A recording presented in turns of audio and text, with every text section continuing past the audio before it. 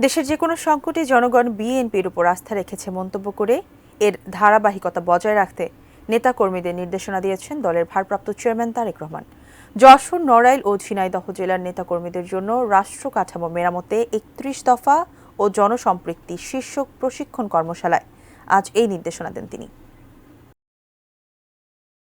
জনগণ আমাদের উপরে বিশ্বাস করবে, আস্থা রাখবে, কিন্তু সেজন্য আমাদের নিজেদেরকে তৈরি হতে হবে, আমাদেরকে সেভাবে নিজেদেরকে প্রস্তুত করতে হবে। বুধবার যশোর, নড়াইল ও ঝিনাইদহ জেলায় রাষ্ট্র কাঠামো মেরামতে ৩১ দফা ও জনসম্পৃক্তি শীর্ষক প্রশিক্ষণ কর্মশালায় ভার্চুয়ালি যুক্ত হয়ে প্রধান অতিথির বক্তব্য রাখেন বিএনপির ভারপ্রাপ্ত চেয়ারম্যান তারেক রহমান।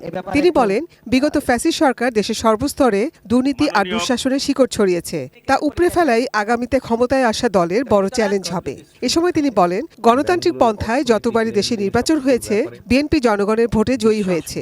জনগণের একটি বিশাল অংশ, বিপুল অংশ বিশ্বাস করে যে সামনের দিনে যদি ভালো কিছু হয়, ভালো কিছু পারে করা সম্ভব হয়, সেটি বিএনপির নেতৃত্বেই হবে।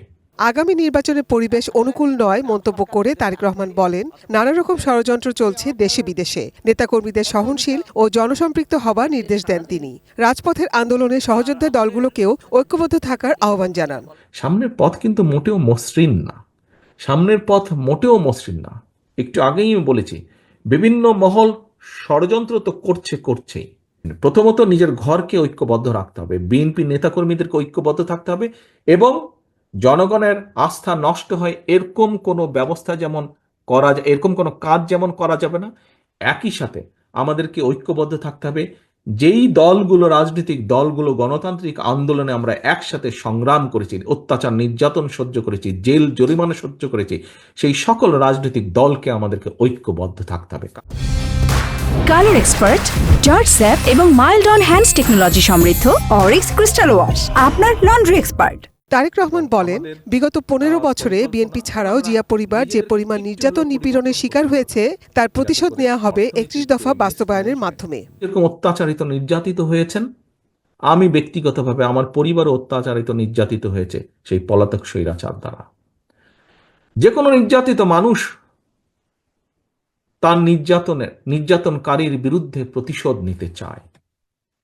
প্রিয় সহকর্মীবৃন্দ, আপনি চান, আমি চাই, আমরা সবাই চাই যারা আমরা অত্যাচারিত নির্যাতিত। তবে আমি ব্যক্তিগতভাবে, এবং আমি মনে করি আজকে এখানে উপস্থিত আমার প্রতিটি নেতাকর্মী, এই দলের প্রতিটি নেতাকর্মী আমার সাথে একমত হবেন, কেউ দ্বিমত হবেন না। কি সেটি?